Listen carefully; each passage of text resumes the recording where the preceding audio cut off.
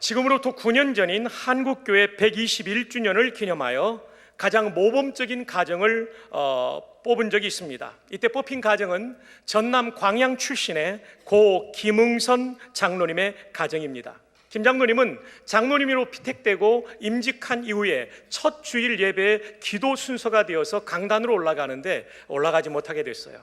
왜냐하면 점퍼 차림으로 오셨어요.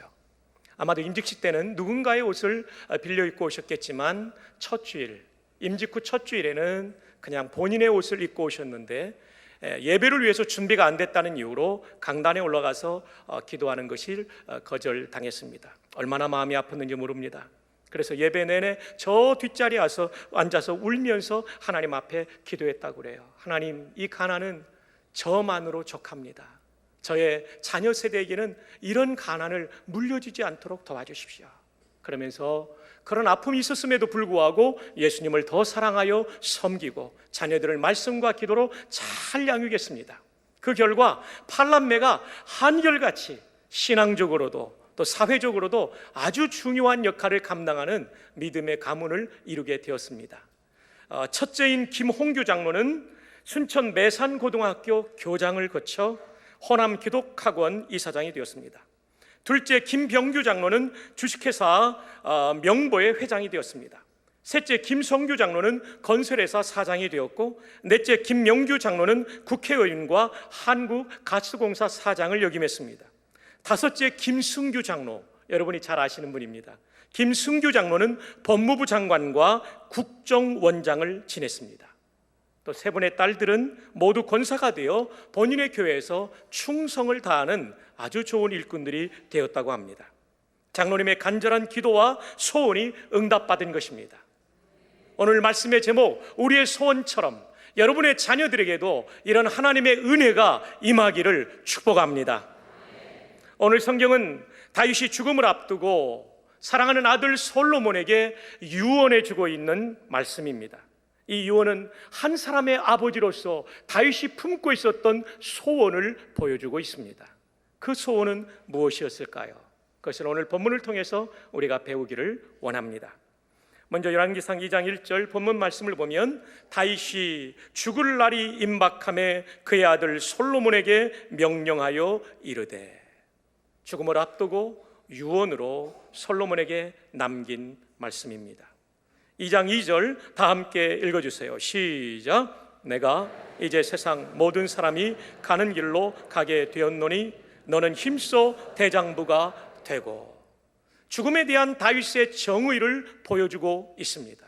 죽음이란 세상 모든 사람이 가는 길이라는 것입니다.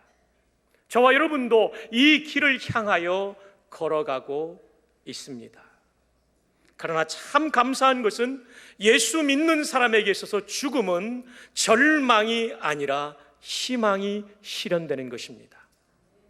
존재의 소멸, 사라짐이 아니라 새로운 존재의 출발입니다. 인생의 모든 종말이 아니라 새로운 출발이 이루어지는 그것이 바로 죽음입니다.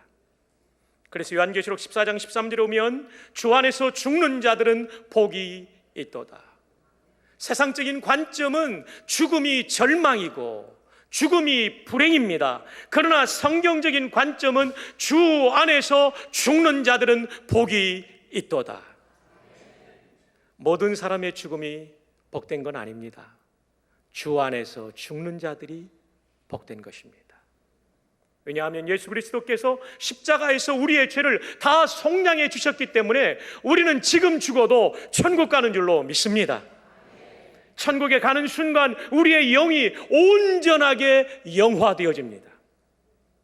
예수님의 재림 때는 육신까지 영화가 되지만 재림 이전에 우리가 죽을 때는 영혼이 영화됩니다.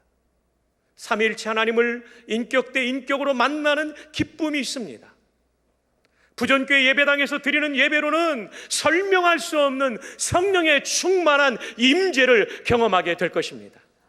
앞서간 수많은 성도들을 만나며 감격과 기쁨을 누릴 것입니다. 그래서 죽음은 복입니다. 지긋지긋한 죄의 유혹도 다 이겨버릴 것입니다. 놀라운 복이 이 죽음입니다. 그래서 빌립보서 1장 23절에 바울은 이렇게 말합니다. 세상을 떠나서 그리스도와 함께 있는 것이 훨씬 더 좋은 일이라. 조금 더 좋은 일이라고 기록되어 있지 않습니다. 훨씬 더 좋은 일이라. 왜 이렇게 목소리를 크게 질렀냐면 몇 분이 졸기 시작했기 때문입니다. 훨씬 더 좋은 일이다. 여러분, 천국은 마지못해서 가는 것이 아니라 감격에 겨워서 가는 것입니다. 훨씬 더 좋은 일이라. 아멘입니까? 우리가 찬송가 480장을 장례식 때마다 제가 애송하는 찬송입니다. 많이 부르죠. 너의 등불 밝혀 있나 기다린다 신랑이 천국 문에 이를 때에 어떻게 하신다고요? 그가 반겨 맞으리. 맞아요. 우리 주님이 우리를 기쁘게 반겨 맞아주실 겁니다. 신나는 날입니다. 신나는 날이에요. 그래서 죽음이 복이에요. 3절에 오면 기다리던 성도들과 그 문에서 만날 때 어떤 모임입니까? 참 즐거운 우리 어떻습니까? 그 얼마나 기쁘랴. 참 즐거운 모임, 얼마나 기쁜지 형언할 수 없는 기쁨이 있는 모임, 그것이 바로 천국입니다. 그런데 이 천국은 죽어야만 갑니다. 너무 안 죽으려고 발버둥 치지 마십시오. 이 땅에 사는 동안 사명이 다했다면 부르시면 감사함으로 갈 수 있기를 바랍니다. 의사 선생님들이 최선을 다해 치료해 주십니다. 의사는 칼빈이 말대로 하나님이 쓰시는 도구입니다. 그럼에도 불구하고 치료가 안 됐을 때 우리 감사함으로 천국 갈 수 있는 우리 모두 되기를 축복합니다. 사랑하는 여러분, 죽음은 복이라고 말합니다. 하나님 말씀이에요. 우리 죽음을 두려워하지 맙시다. 왜냐하면 예수님께서 죄와 저주와 지옥의 대가를 다 지불해 주셨기 때문에 우리는 죽자마자 천국으로 직행하는 것입니다. KTX보다 더 빠르게 쫙 가는 것입니다. 할렐루야. 너무 좋습니다. 임명필 집사님 좋죠? 저랑 나이가 비슷하니까 갈 날이 비슷할 것 같기도 합니다만은 그건 모르죠. 제가 먼저 갈 수도 있고. 천국을 사모하면서 이 땅은 단지 사명을 위해서 사는 것뿐입니다. 우리 제발 천년 만년 이 땅에서 살 것처럼 살지 맙시다. 저 천국을 사모하며 삽시다. 히브리서 11장의 믿음의 영웅들이 믿음의 영웅 될 수 있었던 비결은 뭐냐면 그들은 이 땅의 삶을 사명의 현장으로 알았지 영원히 거주할 자리로 알지 않았습니다. 그들은 영원한 하나님의 나라를 꿈꾸며 기대하며 살았습니다. 히브리서 11장 13절, 이 사람들은, 히브리서 11장에 나오는 믿음의 영웅들은 그 뜻입니다. 다 믿음을 따라 죽었으며 약속을 받지 못하였으되. 이 약속은 뭐를 말합니까? 예수님 오시기 전에 구약의 성도들은 하나님의 가장 큰 약속인 예수님을 보지 못했어요. 그저 믿음의 눈으로 바라본 거죠. 육신의 눈으로는 보지 못했어요. 그리고 그분이 이루시는 일들, 그 많은 일들을 보지 못했어요. 그러나 멀리서 내다보며 환영했어요. 맞습니다. 우리만 십자가를 믿는 것이 아니라 구약의 성도들도 멀리서 십자가 사건을 내다보며 하나님을 믿은 줄로 믿습니다. 사랑하는 여러분, 천국이 있으므로 우리는 죽음을 두려워하지 말고 죽음을 환영합시다. 그리고 그날까지 가정과 일터와 교회와 이 대한민국과 지구촌 안에서 우리에게 맡겨주신 사명을 잘 감당하는 거룩한 나그네, 방랑자가 아니라 순례자로 살아가는 우리 모두가 되기를 축복합니다.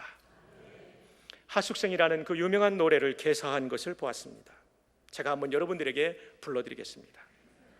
인생은 나그네 길, 어디서 왔다가 어디로 가는가. 예수님 보혈 흘려 구원받은 우리 내 인생. 첫음을 너무 높게 잡았어요. 사랑하며 용서하자, 오래 참고 충성하자. 인생은 순례자길, 천국을 향하여 힘을 다해 달려가 보자. 인생은 벌거숭이 빈손으로 왔다가 빈손으로 돌아가네. 둘러보면 많고 많은 감사의 조건, 받은 은혜 감사하자. 축복의 통로 되어 살자. 인생은 벌거숭이 빈손 들고 왔지만 헌신의 열매 드리고 가자. 우리 이렇게 삽시다. 1부, 2부 때는 안 그랬는데 3부 때는 제가 너무 높게 잡았어요. 근데 목사가 헤매면 여러분들은 너무 좋잖아요, 그죠? 예. 얼마나 고소합니까? 우리 모두 천국을 향하여 힘있게 달려가는 순례자가 됩시다. 이 땅에서 헌신의 열매를 남기고 천국으로 가는 우리 모두가 되기를 축복합니다. 이제 다윗의 유언을 계속해서 들어봅시다. 열왕기상 2장 2절, 내가 이제 세상 모든 사람이 가는 길로 가게 되었노니 너는 힘써 뭐가 되라고요? 대장부가 되고. 왕의 길이 얼마나 힘듭니까? 끊임없는 위협이 있죠. 빈틈을 보이면 모반이 쿠데타가 일어나는 것 아닙니까? 이스라엘 역사 속에도 얼마나 많은 쿠데타가 일어났습니까? 이 나라 조선 왕조에도 얼마나 많이 일어났습니까? 그래서 이 어린 아들에게 왕권을 넘겨주면서 다윗이 떠나면서 너는 대장부가 되라. 영어성에 보면 be strong, 너 강하여져라. 강한 사람이 되어라. 그리고 다른 사람들한테 보여줘라.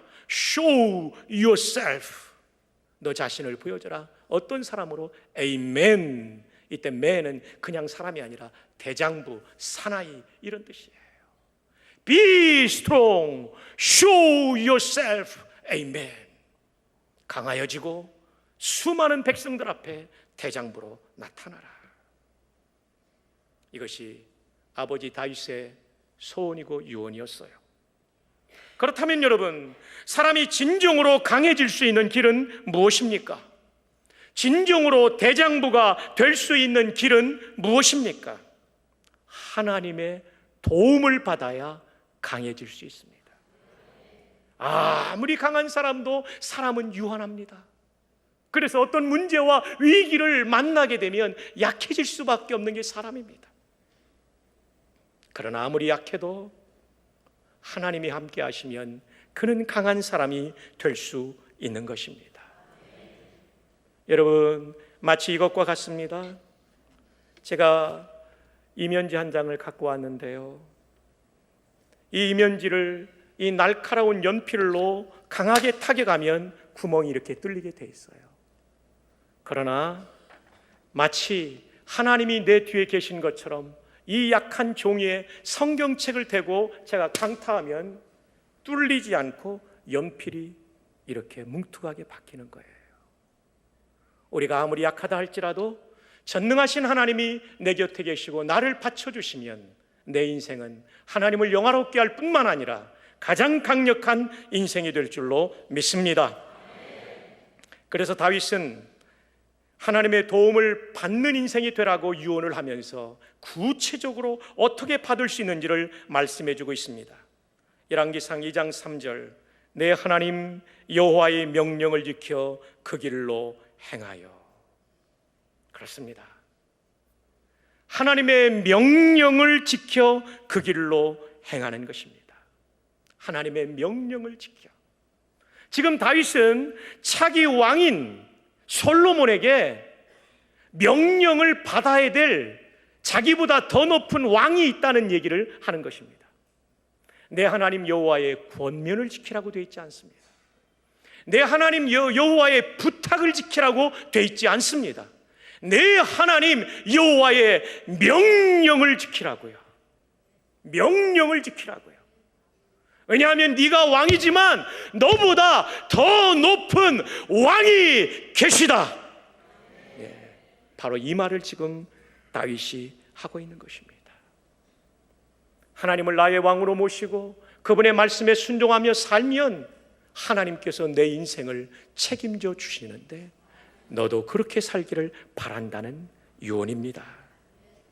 이것은 다윗의 경험이었습니다. 하나님의 명령을 지키며 하나님을 왕으로 모시고 살 때 다윗은 17, 18세의 청소년에 불과했지만 키가 3m가 되는 거인이었던 장군, 백전노장의 골리앗도 쳐서 물리칠 수 있었습니다. 그는 골리앗을 향하며 나아갈 때 이렇게 말했습니다. 너는 칼과 단창으로 내게 나오지만 나는 살아계신 하나님 만군의 여호와의 이름으로 네게 나아가노라. 누가 이겼습니까? 골리앗입니까? 다윗입니까? 다윗이 이겼어요. 나이는 청소년의 나이였지만 그에게는 하나님이 함께 하시기 때문에 그가 물맷돌 5발을 다 쏜 것도 아닙니다. 초탄을 던진 거예요. 근데 초탄이 명중한 거예요. 다윗이 이 물맷돌을 쫙 던지니까 저 멀리 떨어져 있는 골리앗을 향해서 물맷돌이 날아갑니다. 물맷돌이 상탄이 될 때는 하나님께서 눌러주십니다. 물맷돌이 하탄이 될 때는 하나님께서 올려주십니다. 물맷돌이 좌탄이 될 때는 중앙으로 몰아주십니다. 물맷돌이 우탄이 될 때도 중앙으로 몰아주십니다. 그리고 날아가는데 투구를 쓰고 있는데 빈자리는 여기밖에 없는데 그 좁은 공간을 하나님이 딱 맞게 하십니다. 그 거인이 그 한 발에요 그냥 현장에서 즉사합니다. 박히는 순간 하나님께서 엄지손가락으로 꾹 눌러줘가 한 방에 넘어진 거예요. 다윗은 압니다. 청소년이었던 내가 어쩌면 중년의 나이인 백전노장을 어떻게 이겼을까? 대단한 무기도 아닌데 하나님이 도와주셨다는 걸 믿은 거죠. 그러나 그가 나중에 왕이 되었습니다. 수많은 주변국들을 정복한 광개토대왕 같은 훌륭한 임금이 되었어요. 이제는 전쟁에 나갈 때 최고 사령관인 이 임금이 안 나가도 이길 수 있는 전쟁이 되었어요. 그런 강력한 국가를 건설했어요. 그런데 밧세바 쳐다보면서 이 사탄의 유혹을 이기지 못하고 넘어짐으로 말미암아 전쟁 영웅이 인생의 패장이 되고 맙니다. 이 연장선상에서 압살롬이 쿠데타를 일으킵니다. 자기는 밤에 다른 사람들이 보지 않게 밧세바와 동침했지만 압살롬은 아버지의 후궁, 다른 말로 하면 자기 작은 어머니들이라고 할 수 있는 그 여인들과 백주대낮에 신하들이 보는 앞에서 동침하는 이런 천륜을 어기는 비극적인 사건이 다윗에게 있었어요. 다윗은 그걸 안 거죠. 얘야 나라가 강력했다고 내가 고통을 안 받은 게 아니다. 강력했고 권력과 힘의 정상에 있을 때 내가 무너져 내린 적이 있다. 네 형이 쿠데타 일으키고 내가 쫓겨다닌 건 너 들었지? 그것은 사실 말이야. 내가 하나님을 왕으로 모시지 않고 내가 어떤 여인을 보고 그 유혹을 이기지 못하고 내가 왕이 되어서 그 여인을 취했을 때 그 범죄의 결과로 다가온 내 인생의 치욕이란다. 지금 이 연장선상에서 다윗이 유언하고 있는 거예요. 하나님의 명령을 지켜야 네 인생이 복되다. 그 얘기하고 있는 거예요. 사랑하는 여러분, 여러분의 자녀가 가지고 있는 학위가 여러분의 자녀의 인생을 영원히 결정하지 못한다는 걸 기억하십시오. 여러분이 물려준 재산이 여러분의 자녀들의 미래를 온전하게 영원토록 결정할 수 있지 못하다는 것을 기억하십시오. 그들이 하나님을 경외하고 하나님의 명령에 순종하는 종들이 될 때에 다윗처럼 우리가 세상을 떠나도 그 자녀들의 인생이 복된 것입니다. 오늘 본문 2절에 보면 다윗은 솔로몬에게 하나님의 호칭을 부를 때 소유격을 이렇게 쓰고 있습니다.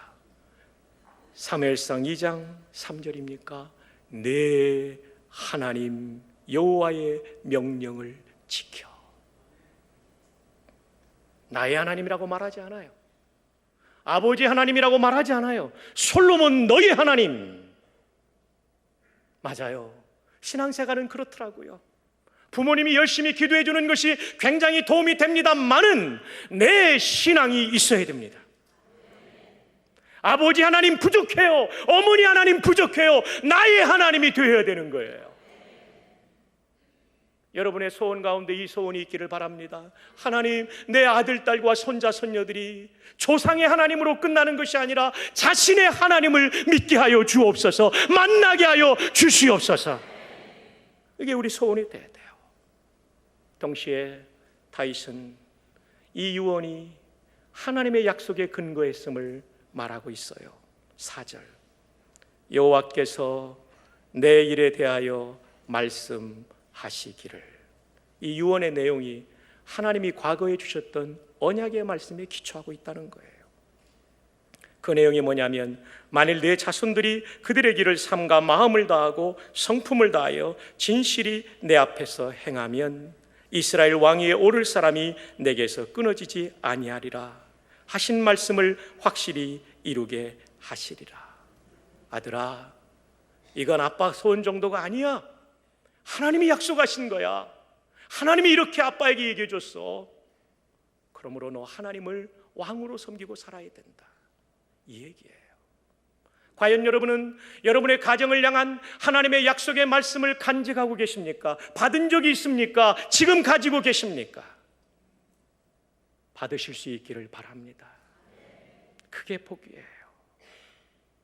그리고 먼 훗날 이 약속의 말씀은 솔로몬의 기도 가운데도 등장합니다. 성전을 완공한 이후에 하나님 앞에 기도하는데, 열왕기상 8장 22절 이하에 보면 솔로몬이 여호와의 제단 앞에서 이스라엘에 온 회중과 마주서서 하늘을 향하여 손을 펴고 이르되, 이스라엘의 하나님 여호와여, 위로 하늘과 아래로 땅에 주와 같은 신이 없나이다. 주께서는 온 마음으로 주의 앞에서 행하는 누구에게요? 종들에게 뭐를 지키시고요? 언약을 지키시고 뭐를 베푸신다고요? 은혜를 베푸시고.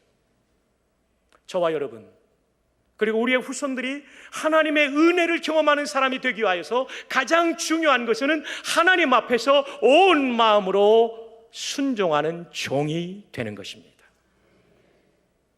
이게 우리 소원이 되어야 돼요. 그러면 솔로몬의 기도는 이렇게 이어집니다. 24절, 주께서 주의 종 내 아버지 다윗에게. 25절, 이스라엘 하나님 여호와여, 주께서 주의 종 내 아버지 다윗에게 말씀하시기를. 아버지를 대왕이라고 부르지 않고 종이라고 불러요. 하나님 앞에서는 종이 되어야 돼요. 여러분, 우리가 아무리 잘 돼도 하나님 앞에서는 종으로 살기를 바랍니다. 우리가 아무리 뛰어난 사람이 된다 할지라도 하나님 앞에서는 정말 껍복 죽을 수 있는 종들이 되기를 바랍니다. 납작 엎드릴 수 있기를 바랍니다. 그게 피조물의 자세예요. 그게 은혜 받는 성도의 자세예요. 그러면서 솔로몬이 이렇게 말하죠. 아버지에게 들었던 유언의 말씀을 기억하며 주의 종 내 아버지 다윗에게 말씀하시기를, 내 자손이 자기 길을 삼가서 내가 내 앞에서 행한 것 같이 내 앞에서 행하기만 하면 내게서 나서 이스라엘의 왕위에 앉을 사람이 내 앞에서 끊어지지 아니하리라 하셨사오니. 세대 계승이 이루어지고 있습니다. 사랑하는 여러분, 우리가 남길 수 있는 최고의 유언은 하나님의 종이 되라는 유언입니다. 순종하는 성도가 되라는 유언입니다. 그리고 우리가 남길 수 있는 최고의 유산은 신앙이라는 유산입니다. 왜요? 우리는 언젠가는 다 떠나요. 그 뒤에 남아있는 자녀들은 그들의 돈이나 학위가, 그들의 어떤 직업이 그들을 지킬 수 있는 게 아니라 하나님이 지켜주셔야만 지켜주는 줄로 믿습니다. 우리 부모들의 최고의 소원은 자녀가 잘 되는 것입니다. 그러나 진정으로 잘 되는 것은 하나님을 왕으로 모시고 순종하는 자녀들이 되는 것입니다. 유로판 타임즈에 한 번은 이런 기사가 실린 적이 있었습니다. 방탕한 부모 구하기. 이 영국 교회 성도들이 타락했다는 얘기를 실은 기사입니다. 여기에 보면 영국은 한때 세계 선교를 주도하는 국가였습니다. 윌리엄 캐리, 근대 선교의 아버지가 영국 사람입니다. 저 중국의 선교의 문을 활짝 열어놓은 허드슨 테일러가 영국 사람입니다. 그리고 이 땅에 와서 복음을 전하다가 자신의 25 꽃다운 나이에 순교의 제물로 한국 민족을 위해서 목숨을 바친 로버트 저메인 토머스 선교사가 영국 사람입니다. 저 검은 대륙 아프리카의 복음의 문을 활짝 연 데이빗 리빙스톤이 영국 사람입니다. 그러나 지금 영국은 어떻게 되었습니까? 영국 교회는 엄청나게 쇠퇴하고 말았습니다. 6천만 명의 인구 가운데 주일날 예배 참석하는 사람이 100만 명도 안 된답니다. 그 이유는 무엇입니까? 수평적 선교에는 관심을 가졌지만 수직적 선교를 관심 가지지 않고 실패했기 때문에. 수직적 선교는 뭡니까? 다음 세대를 구원하는 일입니다. 한국교회도 다음 세대를 구원하는 일에 정말 집중하고 기도하고 그 아이들을 사랑하지 않는다면 한국교회도 머지않아 그렇게 될 수 있다는 경종입니다. 지난주에 말씀드렸던 문장이 너무 좋아서 제가 외웠습니다. 계승자가 없는 성공은 진정한 성공이 아니다. Success without successor. 계승자가 없는 성공은 is not real